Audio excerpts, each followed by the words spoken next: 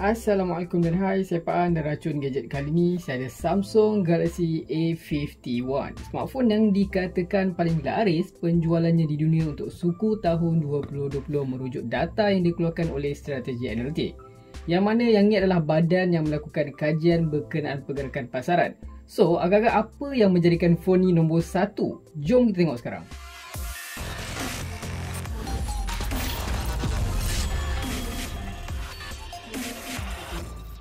So, ini adalah kotak Samsung Galaxy A51. Sebelum kita unbox, kita tengok dulu lah sekeliling phone ni. Dekat bahagian luaran kotak ni, korang terus nampak fizikal bentuk phone tu sendiri macam mana. Korang boleh tengok depan skrin dia ni menggunakan punch hole macam yang ada pada S series, S20 series. Lepas tu dekat bahagian belakang ni menggunakan panel kamera dia L-shape dekat situ. Lepas tu ada tulisan A51 Samsung. Di bahagian kanan ni ada just warranty Samsung. Di bahagian kiri ni just ada tulis Samsung Galaxy A51. Kalau kita tengok dekat bahagian bawah ni, dekat sini korang akan nampak ada dia punya warna Prism Crush Black, warna hitam, dan storan dalaman 128GB. Dekat sini tak ada tulis RAM, tapi model yang saya dapat ni 6GB RAM yang mana dijual pada harga RM1299. Kalau korang nak beli RAM yang besar, 8GB RAM 128GB ROM dia tu harga RM1399, yang mana sekarang ni saya tengok Samsung ada buat offer. Kalau korang beli yang 818 harga dia diskaun 100. By the way guys, kalau korang perasan A51 dengan A50 ni beza dia tak banyak tau. Sedikit saja. Macam kalau korang tengok A50 dia pakai notch dekat sini skrin dia, dan bezel dia tu sedikit tebal lah sebab dia pakai notch yang bentuk U tu. Lepas tu kamera belakang A50 ada 3 dan dia punya chipset menggunakan Exynos 9610. So kita cuba tengoklah apa upgrade yang terbaru dekat A51 ni, berbaloi tak korang beli yang model A51 ni. So kita akan buka terus kotak dia. Bila korang buka je kotak macam biasa, korang terus dihidangkan dengan Samsung Galaxy A51. Dekat sini korang akan nampak ada dia punya spek highlight lah, macam dia menggunakan Infinity O display, yang mana untuk tahun 2020 ni memang banyak smartphone dah pakai dia punya kamera tu punch hole lah, bukan macam notch macam 2019. Lepas tu kita tengok kamera dia ada quad kamera 48MP dan dia menggunakan on-screen fingerprint jenis optik, bukan ultrasonic macam flagship phone daripada Samsung. So kita tengok dulu. Oh ya, lupa, by the way, kalau korang tengok di kotak ni, nampak tak ada satu lagi kotak asing dekat sini.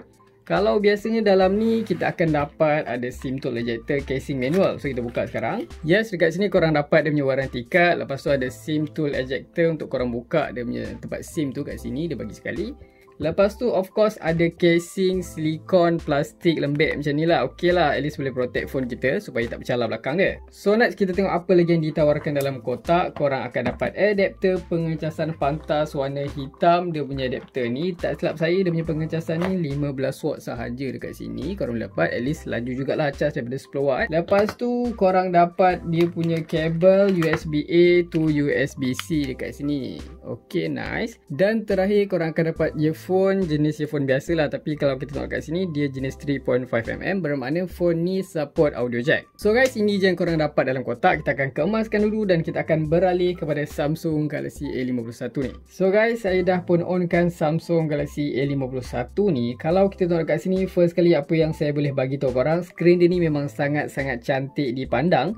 Sebab Samsung Galaxy A51 ni menggunakan skrin jenis Super AMOLED. Memang nice gila guys. Untuk kelas mid-range ni, saya boleh kata yang ni antara skrin tercantik lah yang korang boleh dapat. Next, dekat atas ni perasan tak ada punch hole display. Kamera dia tu dekat atas ni 32MP. Kalau kita compare dengan Samsung A50 yang lama tu, special dekat A51 ni korang akan dapat bezel yang lebih nipis sebab dia menggunakan skrin jenis berlubang lah. Ada kamera dekat sini. Kalau yang A50 dia menggunakan skrin notch U tu, so dia punya bezel tu lebih tebal. Dan saya tengok dekat sini kan, skrin ini bukan curve, dia flat. So saya rasa agak okey dekat sini sebab skrin flat ni lebih better lah untuk gaming ke buat kerja ke kan. Tapi depend juga pada korang. Korang suka jenis flat ataupun korang suka jenis curve. Kalau kita tengok di bahagian sisi kanan, dekat sini ada volume button up and down. Lepas tu ada butang power dekat sini. Kalau kita tengok di bahagian atas, dekat sini just ada lubang mic. Lepas tu ada earpiece dekat sini. Korang boleh tengok kalau korang nampak.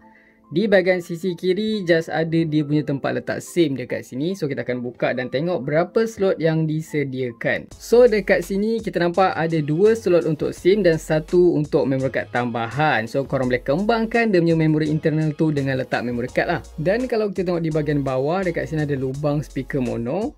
lubang mic, lubang pengecasan USB-C dan juga audio jack masih dikekalkan. Ok, so cuba kita tengok bahagian rekaan belakang ni. Korang boleh nampak dekat sini, first impression bila pandang korang terasa macam mana? Bagi saya rasa agak premium juga dekat sini, dan bila saya pegang terasa ringan. Lepas tu di sisi kanan dan kiri korang akan nampak ada curve, yang mana fungsi dia untuk memudahkan bila korang pegang grip phone tu lebih sedap lah. Kalau kita tengok dekat sini kan, dia punya panel belakang ni nampak macam dia gunakan glass, tapi sebenarnya material yang dia guna pakai adalah glass stick. Yang mana glass stick ni dia bukannya kaca, dia sebenarnya memang overall tu plastik, cuma korang tak terasa macam plastik murah lah, dan memang sedap pegang. Lepas tu dia ada gradient color, yang mana kalau ada pantulan cahaya tu boleh ternampak macam ada rainbow effect sikit dekat sini. Maknanya dia tak adalah minimal sangat, dia tak adalah terlampau clean, dia at least ada corak-corak, ada pattern lah kat belakang ni. Lepas tu untuk kamera dekat sini korang akan nampak dia menggunakan jenis L-shape kamera, dan tak silap saya kan, Samsung Galaxy A51 ni first Samsung device yang dibekalkan dengan lensa makro dekat sini. Untuk konfigurasi kamera, Samsung A51 ni dibekalkan dengan kamera utama sebesar 48 megapiksel dengan aperture f2.0.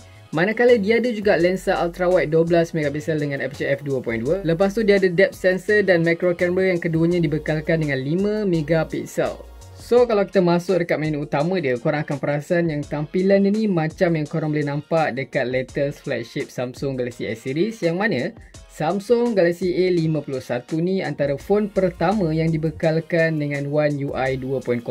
So far saya terasa untuk One UI 2.0 ni feel dia tu lebih natural dan visual dia tu lebih selesa daripada previous model lah. Kalau kita tengok dekat bahagian display dekat sini, untuk features yang lain macam dia punya edge screen ataupun navigation bar dekat sini memang dibekalkan lah. Cuma yang saya perasan tak ada screen recorder je lah dekat situ. So saya akan pilih full screen gesture sebab saya lebih suka pakai gesture yang macam ni, lebih senang saya nak guna lah. Yes, phone ni tak dibekalkan dengan teknologi high refresh rate macam yang korang tengok dekat phone lain. Dia cuma pakai 60Hz dia punya refresh rate tu, standard. So kita cuba back, kita tengok apa lagi yang ada dekat dia punya setting ni. Dekat sini korang dapat theme, lock screen, biometric security ni korang boleh pakai fingerprint under display ataupun face recognition.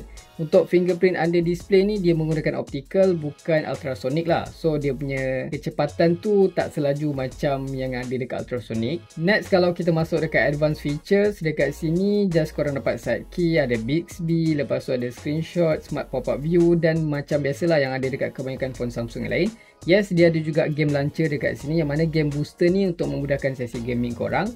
Dia akan lebih smoothkan lah grafik, apa semua tu memang nice lah. So kalau kita tengok dari segi spek dia, Samsung Galaxy A51 ni dikuasakan dengan chipset Exynos 9611 buatan Samsung sendiri. Kalau kita compare dengan model A50 menggunakan Samsung Exynos 9610. Sebenarnya model ni dia menggunakan chip yang sama je, 10nm juga. Cuma untuk 9611 ni dia punya clock vision tu lebih tinggi lah. Bahasa mudah dia lagi better lah kalau korang pakai yang A51 ni dari segi performance dia tu. Kalau kita comparekan pula dengan chipset daripada Snapdragon, yang mana yang equal dengan 9611 ni, bagi saya kalau tak silap model Snapdragon 665 lah. Dari segi storan dalaman tu sekarang ni free tinggal 108GB. Phone ni 128GB, bermaksud lebih kurang dekat 20GB jugalah sistem dah makan. Manakala dari segi bateri, Samsung Galaxy A51 ni dibekalkan dengan bateri sebesar 4000 mAh dengan sokongan pengecasan pantas 15W. Yes, phone ni juga dibekalkan dengan NFC, so korang boleh pakai Samsung Pay untuk korang buat bayaran tu lah, lebih mudah bila korang nak membeli tanpa menggunakan cash. So Samsung Galaxy A51 ni of course feature killer dia terletak dekat dia punya screen. Screen dia menggunakan Samsung Super AMOLED, yang mana kita tahu teknologi Super AMOLED tu memang sangat-sangat cantik. Lepas tu kalau dari segi view angle pun memang sangat-sangat baik lah, sama ada korang indoor ataupun outdoor dekat sini. Dia punya warna pun hitam dia hitam legam, hitam pekat, lepas tu kaya dengan warna kan. Dari segi size dia berukuran 6.5 inci beresolusi Full HD+. Walaupun dia punya screen ni bukan tahap flagship quality panel ni, tapi untuk kelas mid-range dia antara yang terbaik korang boleh dapat di pasaran. So sekarang kita nak tengok macam mana kualiti audio dia tu. Dia menggunakan single speaker mono di bahagian bawah. So kita akan cuba buka yang paling highest dan korang boleh dengar kualiti sound dia tu macam mana.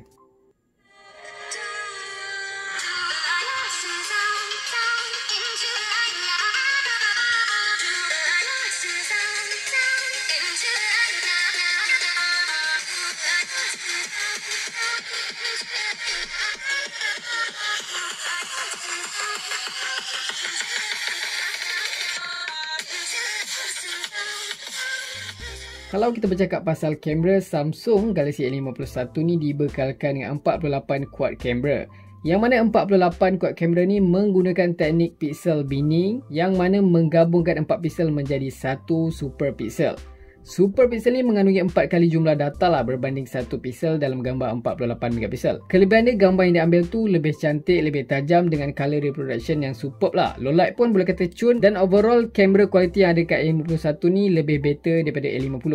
Dekat sini korang ada mode untuk ultra wide, lepas tu ada scene optimizer dekat sini, dan kalau dari segi video korang juga boleh merakam ultra sudut lebar dekat sini, dan dia punya resolusi tu paling max hanya 4K sahaja. Korang boleh dapat 4K untuk kamera depan dan juga 4K untuk kamera di bahagian belakang. Memang agak nice dekat sini. Dan special features yang ada dekat sini, korang boleh tengok ada mode steady supaya rakaman video korang tu tak ada shaking lagi bila korang pakai mode ni. Memang agak menarik bila korang nak buat vlog ke apa ke kan. Next dekat sini ada live focus. Lepas tu kalau kita tengok dekat mode, ada pro, ada panorama, makro. Yes, ada makro untuk korang ambil gambar dekat. Dekat sini korang boleh dapat gambar yang dekat lah. Ada juga mode malam, super slow mo, slow motion dan hyperlapse. So kita cuba tengok kelajuan fingerprint under display yang ada dekat Samsung Galaxy A51 ni. Macam yang korang nampak sekarang, dia tak berapa laju mana, korang kena tekan sikit lah standard optical, tapi ok lah, at least dia ada teknologi ni. So guys, apa pendapat korang dekat Samsung Galaxy A51 ni dari segi performance, kamera dan yang lain-lain tu? Saya akan buat di next video review nanti. Kalau korang suka video ni, jangan lupa tinggalkan like, share, komen dan subscribe. Itu saja racun kali ni. Jumpa lagi di racun-racun seterusnya. Assalamualaikum.